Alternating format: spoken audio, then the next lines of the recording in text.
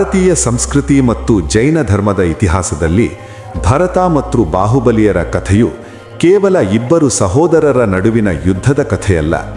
ಇದು ಅಧಿಕಾರ ಲಾಲಸೆ ಮತ್ತು ಆಧ್ಯಾತ್ಮಿಕ ವೈರಾಗ್ಯದ ನಡುವೆ ನಡೆಯುವ ನಿರಂತರ ಸಂಘರ್ಷದ ಪ್ರತೀಕ. ಅಯೋಧ್ಯೆಯ ರಾಜನಾದ ನಾಭಿರಾಜ ಮತ್ತು ಮರುದೇವಿಯ ಪುತ್ರ ಋಷಭದೇವ. ನಾಭಿರಾಜನು ತನ್ನ ಮಗನನ್ನು ಅತ್ಯಂತ ಪ್ರೀತಿಯಿಂದ ಬೆಳೆಸಿ ವೈಭವದ ವಿವಾಹವನ್ನು ಮಾಡಿಸಿದನು. ಋಷಭದೇವನಿಗೆ 100 ಮಂದಿ ಪುತ್ರರು. ಅವರಲ್ಲಿ ಹಿರಿಯವನು ಭರತ, ಎರಡನೆಯವನು ಬಾಹುಬಲಿ. ಋಷಭದೇವನು ತನ್ನ ಮಕ್ಕಳಿಗೆ ಶಿಕ್ಷಣ ನೀಡುವಾಗ ಭರತನನ್ನು ಸಮಾಜದ ವ್ಯವಹಾರಗಳು ಮತ್ತು ಆಡಳಿತದಲ್ಲಿ ಪ್ರವೀಣನನ್ನಾಗಿ ಮಾಡಿದರೆ, ಬಾಹುಬಲಿಯನ್ನು ಯುದ್ಧಕಲೆ ಮತ್ತು ಬಿಲ್ಲುಗಾರಿಕೆಯಲ್ಲಿ ಅಪ್ರತಿಮನನ್ನಾಗಿ ಮಾಡಿದನು. ಕಾಲಾನಂತರದಲ್ಲಿ ಋಷಭದೇವನಿಗೆ ಲೌಕಿಕ ಸುಖದ ಮೇಲೆ ವಿರಕ್ತಿ ಉಂಟಾಯಿತು.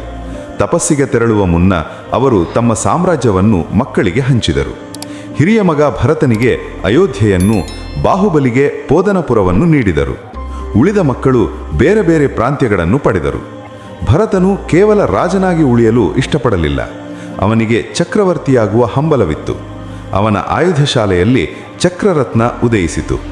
ಆ ಚಕ್ರವನ್ನು ಅನುಸರಿಸುತ್ತಾ ಭರತನು ತನ್ನ ಸೈನ್ಯದೊಂದಿಗೆ ಹೊರಟನು. ಅವನ ಅಶ್ವಮೇಧದ ಹಾದಿಯಲ್ಲಿ ಸಿಕ್ಕ ಸಣ್ಣ ಪುಟ್ಟ ರಾಜರು ಸೋಲನ್ನು ಒಪ್ಪಿಕೊಂಡು ಶರಣಾದರು. ಸಮುದ್ರದ ಮೇಲೆ ರಥವನ್ನು ನಡೆಸಿ 12 ಯೋಜನೆಗಳಷ್ಟು ದೂರಕ್ಕೆ ತನ್ನ ಹೆಸರಿರುವ ಬಾಣವನ್ನು ಬಿಟ್ಟು ಲವಣದ್ವೀಪದ ಅಧಿಪತಿ ಮಗಧದೇವನನ್ನು ಸೋಲಿಸಿದನು. ದಕ್ಷಿಣದಲ್ಲಿ ಕಳಿಂಗದಿಂದ ಕೇರಳದವರೆಗೆ, ಪಶ್ಚಿಮದಲ್ಲಿ ವಿಂಧ್ಯ ಪರ್ವತ, ನರ್ಮದಾ ನದಿ ದಾಟಿ ಸೌರಾಷ್ಟ್ರದ ಗಿರ್ನಾರ್ ಬೆಟ್ಟದವರೆಗಿನ ರಾಜರನ್ನು ಸದೆಬಡಿದನು.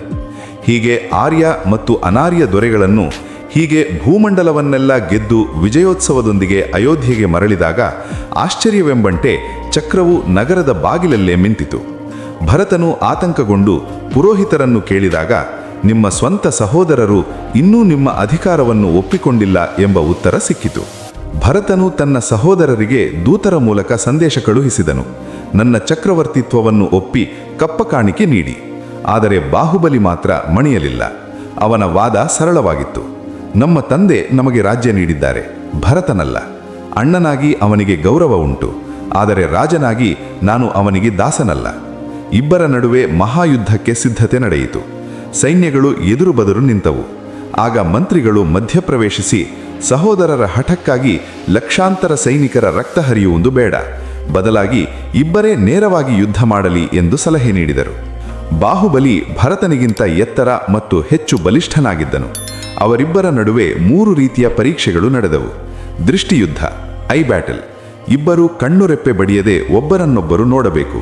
ಯಾರು ಮೊದಲು ಕಣ್ಣು ಮಿಟುಕಿಸುತ್ತಾರೋ ಅವರು ಸೋತಂತೆ. ಬಾಹುಬಲಿಯ ತೀಕ್ಷ್ಣ ನೋಟಕ್ಕೆ ಭರತನು ಸೋತು ಕಣ್ಣು ಕೆಳಕೆ ಮಾಡಿದನು. ಜಲಯುದ್ಧ, ವಾಟರ್ ಬ್ಯಾಟಲ್. ನೀರಿನಲ್ಲಿ ನಿಂತು ಕೈಗಳಿಂದ ನೀರನ್ನು ಎರಚುವುದು. ಬಾಹುಬಲಿ ಎಸೆದ ನೀರಿನ ವೇಗಕ್ಕೆ ಭರತನು ಉಸಿರುಗಟ್ಟಿ ಮುಖ ತಿರುಗಿಸಿದನು. ಇಲ್ಲಿಯೂ ಬಾಹುಬಲಿ ಜಯಶಾಲಿ. ಮಲ್ಲಯುದ್ಧ, ಬ್ಯಾಟಲ್. ಇಬ್ಬರೂ ದೈಹಿಕವಾಗಿ ಸೆಣಸಾಡಿದರು. ಬಾಹುಬಲಿ ಭರತನನ್ನು ಮೇಲೆಟ್ಟಿ ಹಿಡಿದನು. ಭರತನು ಶರಣಾದವನಂತೆ ತಲೆಬಾಗಿಸಿದನು.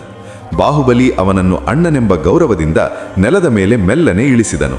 ಸತತ ಸೋಲಿನಿಂದ ಅವಮಾನಿತನಾದ ಭರತನು ಸಿಟ್ಟಿನಿಂದ ನಿಯಮ ಮೀರಿ ತನ್ನ ಚಕ್ರಾಯುಧವನ್ನು ಬಾಹುಬಲಿಯ ಮೇಲೆ ಎಸೆದನು. ಆದರೆ ಚಕ್ರವು ಸ್ವಂತ ಸಹೋದರರನ್ನು ಕೊಲ್ಲವಿಲ್ಲ ಎಂಬ ನಿಯಮದಂತೆ ಅದು ಬಾಹುಬಲಿಯನ್ನು 3 ಬಾರಿ ಪ್ರದಕ್ಷಿಣೆ ಹಾಕಿ ಅವನ ಬಲಗೈ ಪಕ್ಕದಲ್ಲಿ ಬಂದು ನಿಂತಿತು. ಜಯಗಳಿಸಿದರೂ ಬಾಹುಬಲಿಗೆ ಮನಸ್ಸಿನಲ್ಲಿ ಶಾಂತಿ ಸಿಗಲಿಲ್ಲ. ಇಷ್ಟೊಂದು ರಾಜ್ಯದ ತುಣುಕು ಮತ್ತು ಅಹಂಕಾರಕ್ಕಾಗಿ ಅಣ್ಣ ಇಷ್ಟು ಕೆಳಮಟ್ಟಕ್ಕೆ ಇಳಿದನೆ ಎಂದು ಮರುಗಿದನು. ಲೌಕಿಕ ಸಂಪತ್ತು ಮನುಷ್ಯನನ್ನು ಎಷ್ಟು ಕ್ರೂರಿಯನ್ನಾಗಿ ಮಾಡುತ್ತದೆ ಎಂಬುದು ಅವನಿಗೆ ಅರಿವಾಯಿತು. ಕೂಡಲೇ ಅಲ್ಲಿಯೇ ತನ್ನ ರಾಜ್ಯವನ್ನು ಭರತನಿಗೆ ಬಿಟ್ಟುಕೊಟ್ಟು ಬಟ್ಟೆಗಳನ್ನು ತ್ಯಜಿಸಿ ದಿಗಂಬರ ಮುನಿಯಾಗಿ ಕಾಡಿಗೆ ತೆರಳಿದನು. ಬಾಹುಬಲಿಯು ವರ್ಷಗಟ್ಟಲೆ ನಿಂತ ಭಂಗಿಯಲ್ಲಿ ಖಡ್ಗಾಸನದಲ್ಲಿ ತಪಸ್ಸು ಮಾಡಿದನು. ಅವನ ದೇಹದ ಮೇಲೆ ಹುತ್ತಗಳು ಬೆಳೆದವು, ಹಾವುಗಳು ಸುಳಿದವು, ಬಳ್ಳಿಗಳು ಕೈಕಾಲುಗಳನ್ನು ಹಬ್ಬಿದವು. ಆದರೂ ಅವನಿಗೆ ಕೇವಲ ಜ್ಞಾನ, ಪರಿಪೂರ್ಣ ಜ್ಞಾನ ಸಿದ್ಧಿಸಲಿಲ್ಲ. ಇದಕ್ಕೆ ಕಾರಣ ಅವನ ಮನಸ್ಸಿನಲ್ಲಿದ್ದ ಸಣ್ಣ ಸಂಕೋಚ. ನಾನು ಅಣ್ಣನ ಭೂಮಿಯ ಮೇಲೆ ನಿಂತು ತಪಸ್ಸು ಮಾಡುತ್ತಿದ್ದೇನೆ ಎಂಬ ಭಾವನೆ. ಇದನ್ನರಿತ ಭರತನು ತನ್ನ ಕುಟುಂಬದೊಂದಿಗೆ ಬಾಹುಬಲಿಯ ಬಳಿ ಬಂದು ಕೈಮುಗಿದು, ಈ ಭೂಮಿ ಯಾರದೂ ಅಲ್ಲ, ಇದು ಎಲ್ಲರಿಗೂ ಸೇರಿದ್ದು, ದಯವಿಟ್ಟು ನಮಗೆ ದಾರಿ ತೋರಿಸು ಎಂದು ಪ್ರಾರ್ಥಿಸಿದನು. ಅಣ್ಣನ ಈ ವಿನಯದ ನುಡಿಗಳನ್ನು ಕೇಳಿದಾಗ ಬಾಹುಬಲಿಯ ಮನಸ್ಸಿನಲ್ಲಿದ್ದ ಅಹಂಕಾರ ಮತ್ತು ಹಿಂಜರಿಕೆ ದೂರವಾಗಿ ಆ ಕ್ಷಣವೇ ಅವನಿಗೆ ಕೇವಲ ಜ್ಞಾನ ಪ್ರಾಪ್ತಿಯಾಯಿತು. ಈ ಮಹಾನ್ ತ್ಯಾಗದ ನೆನಪಿಗಾಗಿ ಮುಂದೆ ಕ್ರಿಸ್ತಶಕ 983ರಲ್ಲಿ ಚಾವುಂಡರಾಯನು ಶ್ರವಣಬೆಳಗೊಳದ ಇಂದ್ರಗಿರಿಯಲ್ಲಿ ಬೃಹತ್ ಏಕಶಿಲಾ ಪ್ರತಿಮೆಯನ್ನು ನಿರ್ಮಿಸಿದನು. 57 ಅಡಿ ಎತ್ತರವಾದ ಈ ಪ್ರತಿಮೆಯು ಇಂದಿಗೂ ಜಗತ್ತಿಗೆ ಶಾಂತಿ ಮತ್ತು ಅಹಿಂಸೆಯ ಸಂದೇಶವನ್ನು ನೀಡುತ್ತಿದೆ. ಭರತನ ವಂಶದಲ್ಲಿ ಬಂದ ಮರೀಚಿಯೇ ಮುಂದೆ 24ನೇ ತೀರ್ಥಂಕರರಾದ ಮಹಾವೀರರಾಗಿ ಜನ್ಮ ತಾಳಿದರು.